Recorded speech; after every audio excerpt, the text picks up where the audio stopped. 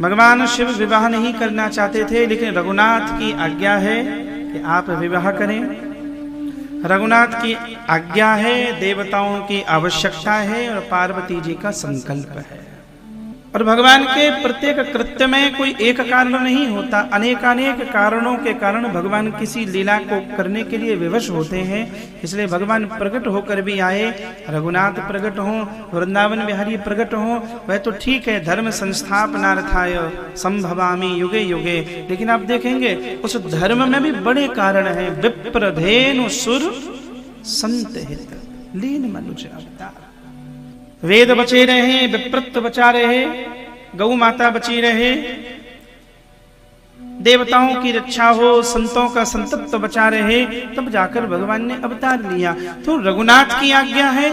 रघुनाथ ने माता पार्वती को कहा कि तुम्हारा मनोरथ सफल होगा, और फिर भगवान महादेव ने कहा कि आपकी आज्ञा, वो तो आदेश है, क्योंकि मात पिता गुरु प्रभु के बानी विनहि विचार करिए शुभ जानी। और ये बिल्कुल ध्यान रखना, दुनिया में कोई भी हमारा अहित कर सकता है, माता पिता कभी अहित नहीं करते। और जिसके जीवन में किंचित किसी क्षण पर यह भाव आ जाए कि मेरे माता पिता मेरा बुरा चाह रहे हैं, तब नीति यह भी कहती है दुनिया की कोई शक्ति उसको पतन से नहीं बचा सकती। कोई शक्ति नहीं जो उसको पतन से बचा ले। श्री डोंगरे जी जब एक बार सुखताल में विराज रहे थे, तो एक बार सुखताल में किसी ने उनको हाथ जोड़कर कहा था, मुझे आशीर्वाद दे दें और मैं कोई व्यापार करने वाला हूँ। बड़े संत थे, बड़े संत सूत्रात्मक बोलते हैं, उनकी निकले वचनों को संभालना पड़ता है। उन्होंने एक लाइन कही थी, उन्होंने कहा हम आशीर्वाद तो दे देंगे, ले जाओ, हमारे पास तो यही है और क्या होगा। तो उन्होंने इतना कहा, घर में माँ बाप नहीं है क्या? बस एक लाइन थी, घर में माँ बाप नहीं है, बोले हैं। तब उन्होंने कहा मुझसे ज्यादा उनका आशीर्वाद काम करेगा। डोंगरे जी का वचन था। बिना ही विचार करिए शुभ जानी, यह विचार की आवश्यकता नहीं। तो रघुनाथ ने कहा कि भगवान आपकी आज्ञा, तो भगवान रघुनाथ की आज्ञा है कि शंकर जी विवाह करें। फिर देवताओं की आवश्यकता है, जिस तारकासुर ने सारी दुनिया को परेशान कर रखा है, उसे शिवांश मारेगा, उसे रुद्रांश मारेगा। वैसे वरदान से अनुग्रहित हुआ है कि भगवान शंकर की संतति ही उसे मारने में सक्षम हो पाएगी। तब देवताओं ने कामदेव के द्वारा समाधि में विघ्न डलवाया। और इससे भी बड़ी बात है पार्वती जी का संकल्प, जन्म कोटि लगे रगर हमारी, वरनौ शंभु नत रहूं कुंवारी।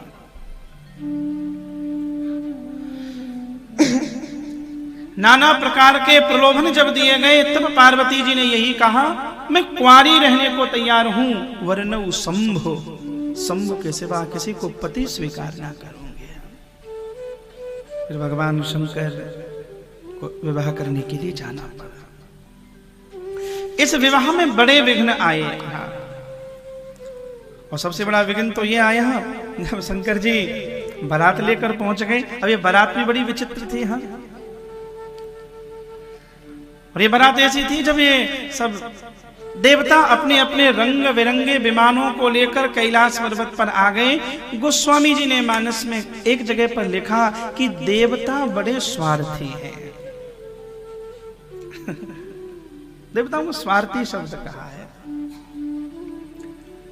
जब शंकर जी ब्याह नहीं कर रहे थे तो रोज स्तुति कर रहे थे, ब्याह कर लो, ब्याह कर लो। जब दूल्हा ने कहा मैं ब्याह कर लूंगा, तो खुद तो सज धज कर आ गए महाराज, पर दूल्हा को कोई नहीं सजा रहा। दूल्हा समाधि में बैठा है, दूल्हा शांति से बैठा है।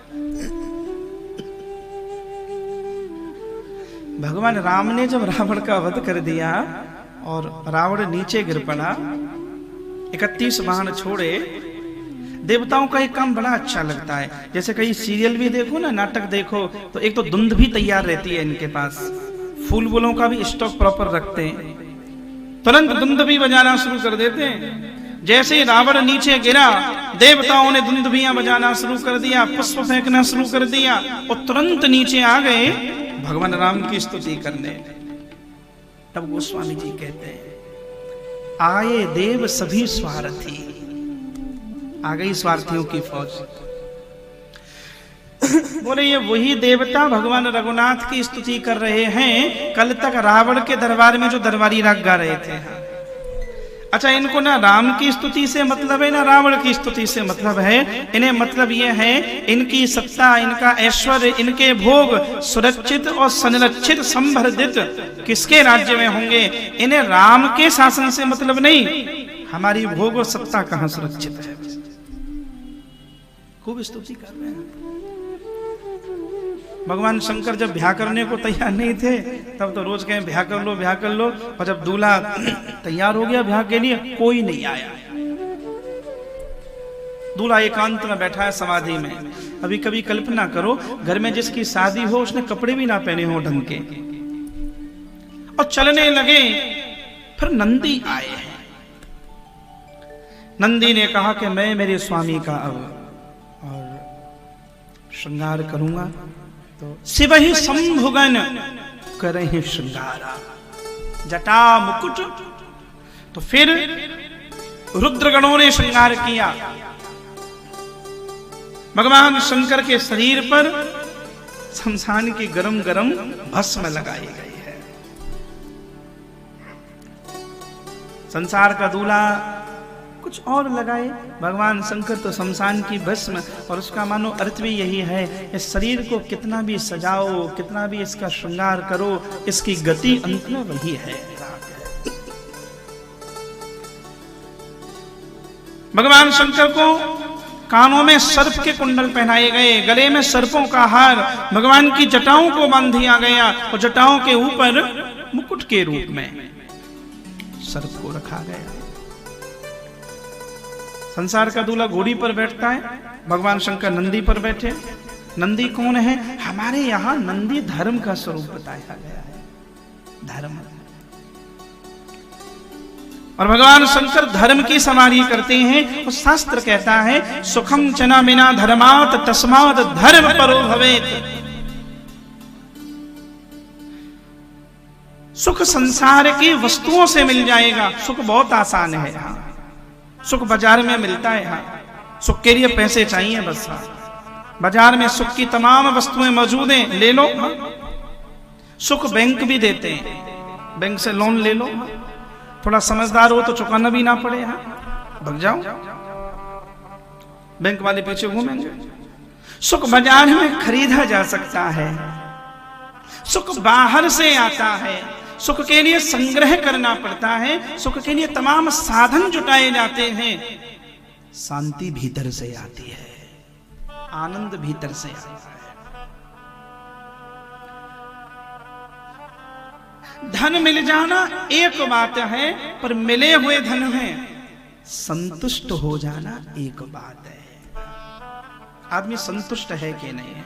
आदमी ने कितना बड़ा एम्पायर खड़ा किया, इट डजंट मैटर, लेकिन जो तुम्हारे पास है संतुष्ट हो के नहीं, प्रसन्न हो के नहीं।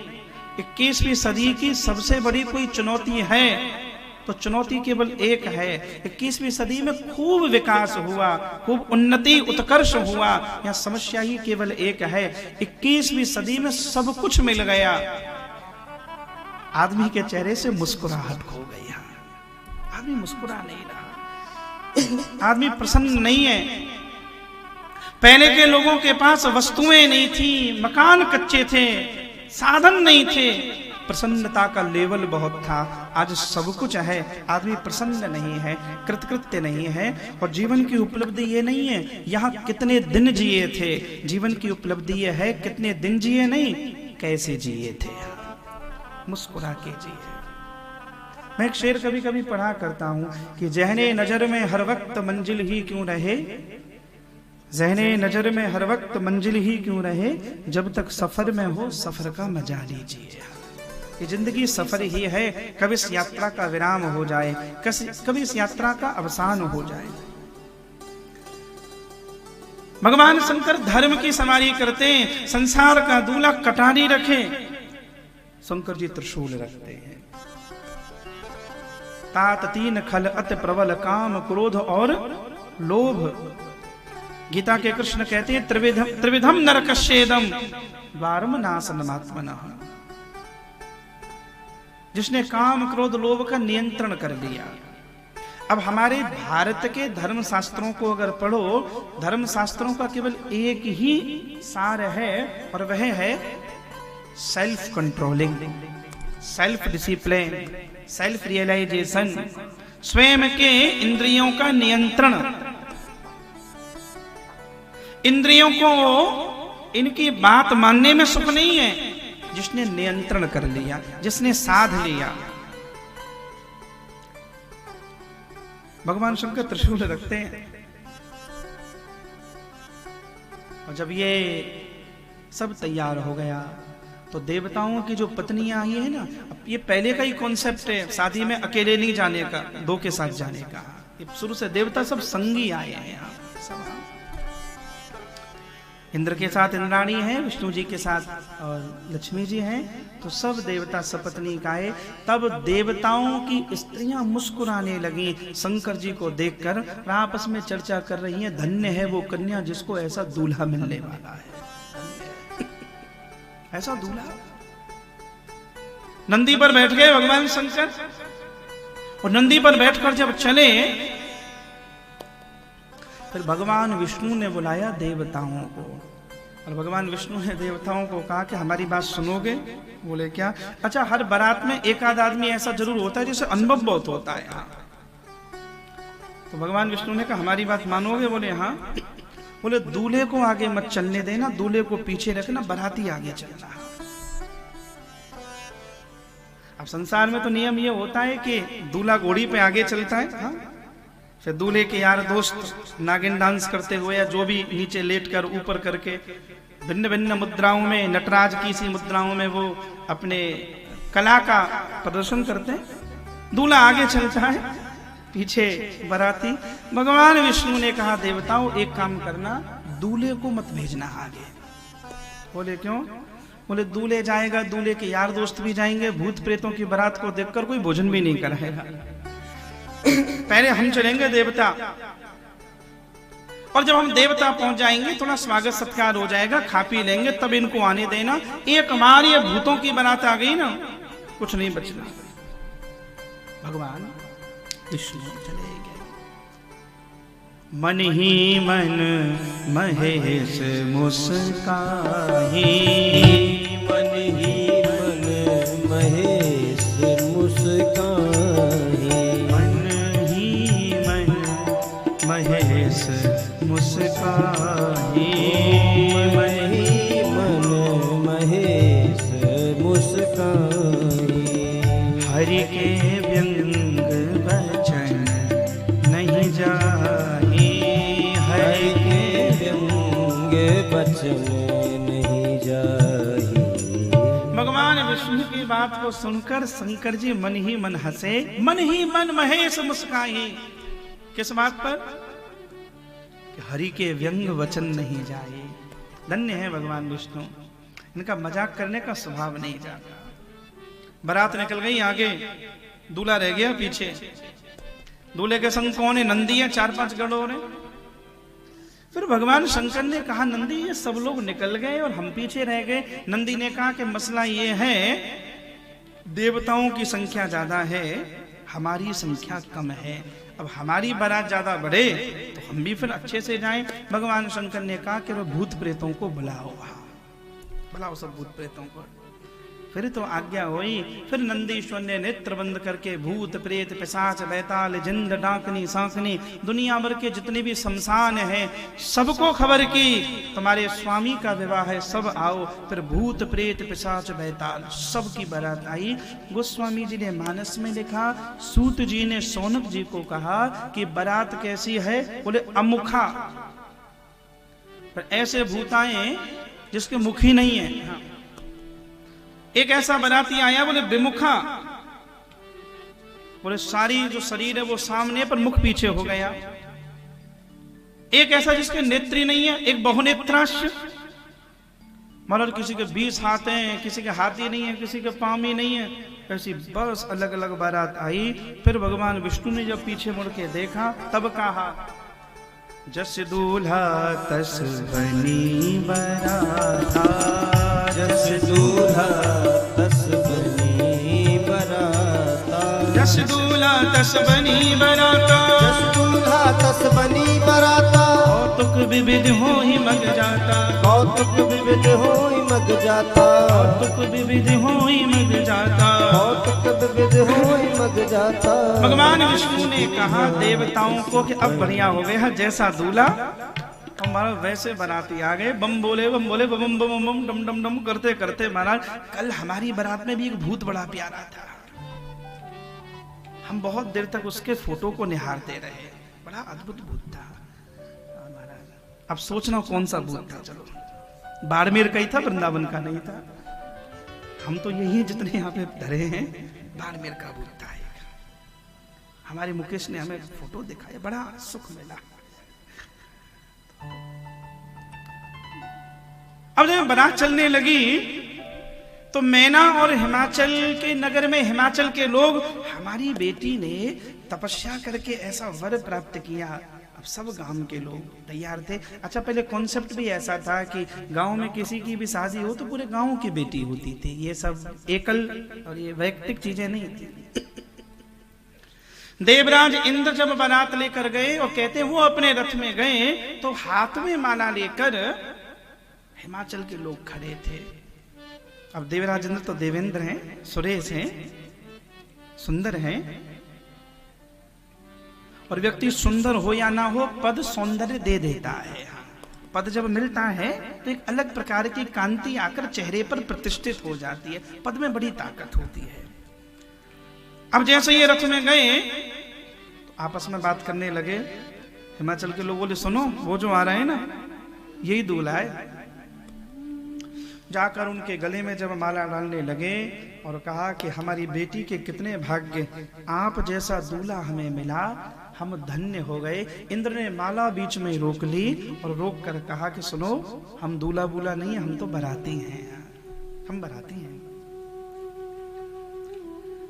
तो किसी ने कहा कि अरे जिसके बाराती इतने सुंदर हैं वो दूल्हा कितना सुंदर होगा। इंद्र ने कहा 5 मिनट रुक जाओ, आ रही है बारात। 5 मिनट में बस ये निकल गए। थोड़ी देर के बाद महाराज ब्रह्मा जी आए और ब्रह्मा जी जब पधारे, ब्रह्मा जी भी सुंदर हैं, यद्यपि वयोवृद्ध हैं, पितामह हैं, सृष्टि के जनक हैं, लेकिन सौंदर्य तो ब्रह्मा जी का भी अप्रतम है। जब ब्रह्मा जी आए तब गांव के लोगों ने कहा कि यही दूल्हा होंगे। और सुनो पूछो मत, ज्यादा पूछना भी ठीक नहीं, तुम जाकर माला डाल दो। दूल्हे राजा स्वागत। ब्रह्मा जी के गले में माला डलने लगी तो ब्रह्मदेव ने तुरंत रोक दिया। अब ब्रह्मा जी के 4 मुंह और हैं। पहले तो ये निर्णय नहीं हो पाया कि किस साइड से खड़े होकर माला पहनाई जाए। 4 आदमी 4 साइड में खड़े और चारों से बात कर रहे हैं ब्रह्मा जी।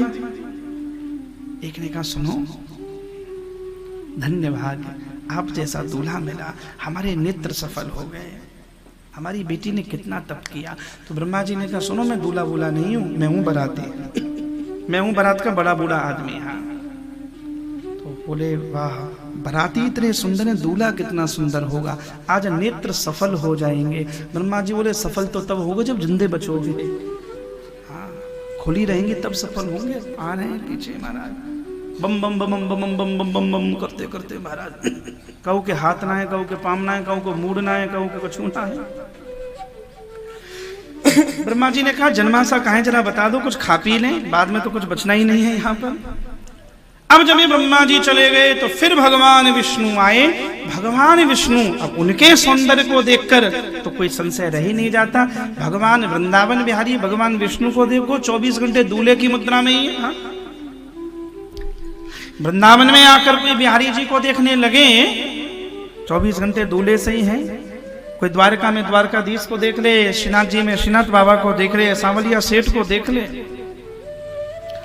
भगवान विष्णु के श्रृंगार को जब देखा, उनके गणों को पार्षदों को देखा और भगवान के चतुर्भुज रूप हैं, शंख चक्र गदा पद्म।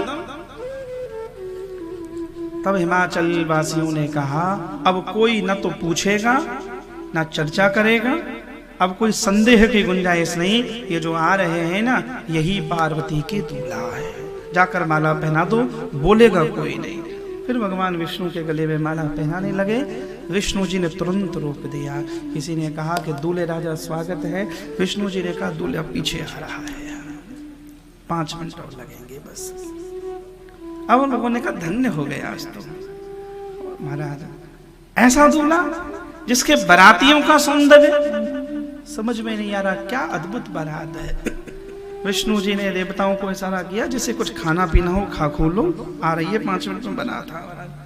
डम डम डम डम डम डम करते करते थोड़ी देर के बाद फिर भूत प्रेत पिशाच बैताल जिंद जब इनकी महाराज बारात आई, डमरू बजाते हुए डम डम डम, जैसे यहाँ बाड़मेर के पहले दिन देखा ना हम शोभा यात्रा निकाल रहे थे तो शंकर जी की झांकी कितनी प्यारी थी, भस्म उड़ाते हुए। और ये जैसे ही ये सब देश आई और इनके बीच में से नंदी पर बैठकर साम सदाशिव सामने आए, तो जो माला लेकर उतावले थे ना दूल्हे को और दूल्हे की बारात को देखकर सब बेहोश हो गए महाराज, घबरा गए, सबके बीपी बढ़ गए, लेट गए सब। अब सब नीचे लंबे लेट हो गए, दंडवत। भगवान शंकर ने फिर नंदी को पूछा, नंदी इस गांव में कोई ऐसी परंपरा है क्या, दूल्हा जब आता है सारे बाराती लेट जाते, सारे घराती लेट जाते हैं, ऐसी कोई परंपरा है क्या? सब लेटे पड़े हैं, किसी को पूछो तो सही जाना कहाँ है। नंदी ने कहा कोई होश में हो तो पूछूं। सब महाराज दुबके पड़े। अच्छा 2-4 को होश था भी, पर वो जानबूझ के आंख बंद करके पड़ गए, सो जाओ नहीं तो तुमसे ही पूछेंगे और लेने के देने पड़ जाए। शोर मच गया पूरे हिमाचल में। अब राजा की पुत्री होने के कारण बाकी तो कोई न बोल पाया, लेकिन बालकों ने सच बता दिया। मां मैना तक खबर गई है।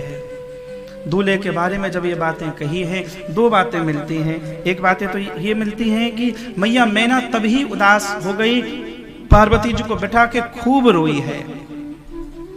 और एक जगह ये वर्णन मिलता है कि मां मैना हाथ में थाली लेकर द्वार पर आई है और जब आरती करने लगी तो वह दीप गिर पड़ा है, फिर वह नाराज होकर फिर भीतर गई है।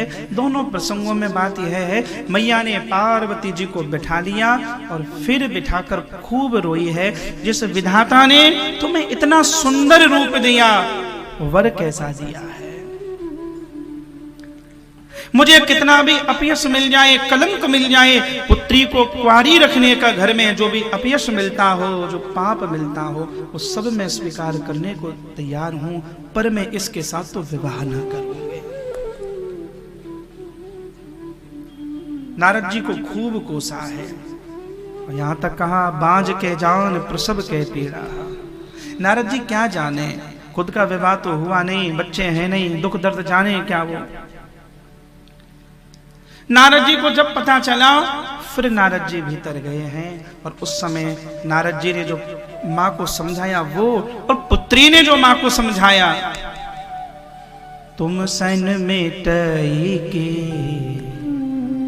विधि के अलंकार, मां तू व्यर्थ जनी लेहु कलंक। होई है वही जो राम रचि राखा, होई है वही जो राम रचि राखा। जो विधाता ने लिख दिया वह जरूर होता है। किसको कहाँ जन्म होना है, किसके साथ विवाह होना है, किस दिन होना है, कौन सी घड़ी है, कौन सा पल है, ये मनुष्य के हाथ में नहीं है। माँ मेरे भाग्य में अगर यही लिखे हैं तो माँ कौन रोक पाएगा। माँ तू व्यर्थ जन ले हो कलंका, तू क्यों कलंक ले रही है। फिर नारद जी आए और नारद जी को खूब खरी खोटी सुनाई। नारद जी सुनते रहे। फिर नारद जी ने कहा अब मुझे बोलने दो। ये घर में जो बैठी है ना, ये सामान्य पुत्री नहीं है। मां मैना को कहा कि तेरा सौभाग्य है, जो तेरी बेटी बनकर बैठी है वो बेटी नहीं है, वो जगत की माता है, जगदम्बा है, वो भवानी है, वो आद्य शक्ति है। और वह तो जन्म जन्म शिव के चरणों की अनुरागिनी है। पहले दक्ष सुता के रूप में थी, फिर शक्ति की महिमा सुनाई। जब सब भेद खुला है, फिर भगवती ने दिव्य रूप का दर्शन कराया और कहा तू द्वार पे जाके देख, जगत का पिता तेरे द्वार पर खड़ा है। ये शक्ति है, वो शक्तिमान द्वार पर खड़ा है। संत के द्वारा जब परिचय करा दिया गया, फिर माँ का भ्रम भय सब मिट गया है। दोबारा दर्शन करने के लिए जब गई तब देखा है। बोले दोबारा दर्शन करने पर क्या देखा? वो जो शंकर जी नंदी पर बैठकर और अवधूत जोगी वेश में नजर आए, फिर ऐसी कृपा की, पर अवधूत वेश में नहीं, फिर भगवान करुणों कामदेव को लजा दें, ऐसा वेश भगवान का देखा। फिर तो खूब स्वागत किया और आनंद हो गए हैं। दूल्हा बने हैं भोले भस्म रमाए के, दूल्हा बने हैं भोले भस्म रमाए के, दूल्हा बने हैं शंभु भस्म रमाए के, दूल्हा बने हैं शंभो भस्म रमाए के, गोरा को ब्याहन चले मोर सजाए के, गोरा को ब्याहन चले मोर सजाए के, गोरा को ब्याहन चले मोर सजाए के, गोरा को ब्याहन चले मोर सजाए के, दूल्हा बने हैं शंभु भस्म रमाए के, दूल्हा बने हैं शंभु भस्म रमाए के, दूल्हा बने हैं भोले भस्म रमाए के, दूल्हा बने हैं भोले भस्म रमाए के, गोरा को ब्याहन चले मोर सजाए के। गोरा को ब्याहन चले मोर सजाए। ताली बजाते हुए गाइए।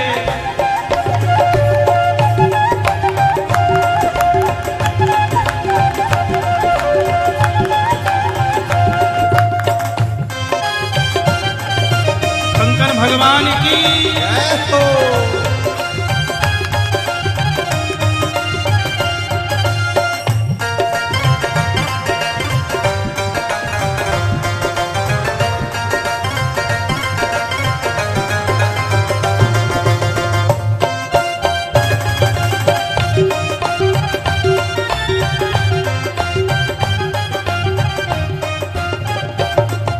संगी भंगी लिए साथ में और डमरू लटकाए, और डमरू लटकाए,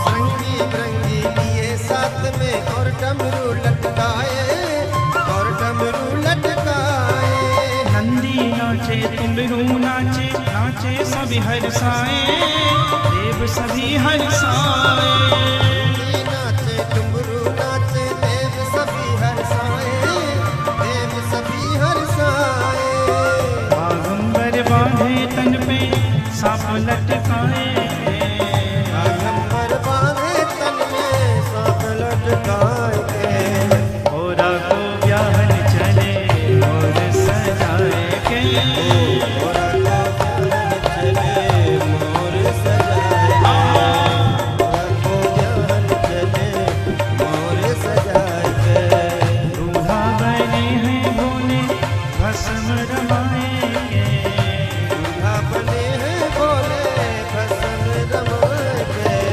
गोरा को ब्याहन चले मोर सजाए के। गोरा को ब्याहन चले मोर सजाए। हर हर महादेव।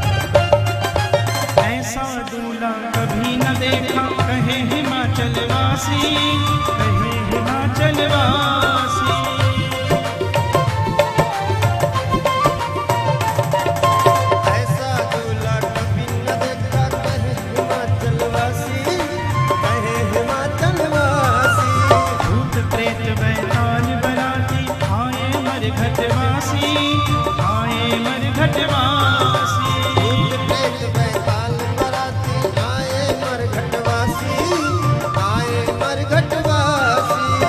धन्य है हिमाचल नगरी, कैलाशी को पाएंगे।